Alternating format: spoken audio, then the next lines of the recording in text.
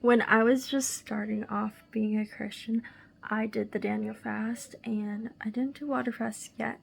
The Daniel fast was kind of like the first thing that launched me into actually doing fasts.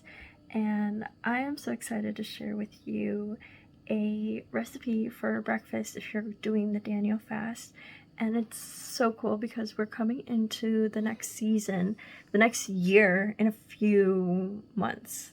And I think it's really good to acquire those recipes that you're gonna be doing if you are doing the Daniel fast. And I'm so excited for you. I'm so excited that you are taking a step in obedience to the Lord and looking for recipes to do on your Daniel fast. Or if you are a vegan and you're looking for something practical to eat for breakfast, this is also for you. Just know that the Lord, not just know that the Lord loves you so much and that you are being sought after for Jesus. And I'm so excited for where this journey in your diet is going to take you. God bless you. May the Lord be with you, and may you see his presence in your life. In Jesus' name, amen.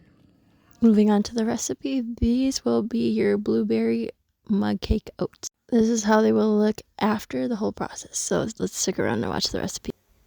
For these glass containers, I chose to put 4 tablespoons of grounded oats, which is also known as oat flour.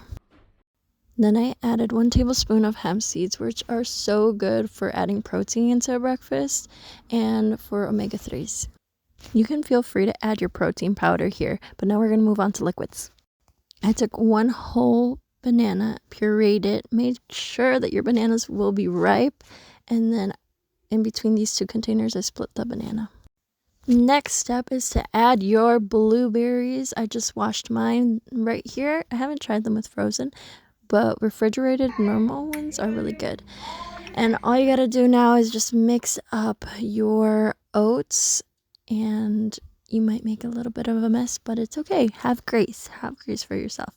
Keep mixing until you get a nice consistency that is super duper thick. On the side, I did make this chia water mixture. I let it sit for a few minutes, and now I'm going to add this jelly pudding like mixture into the glass containers.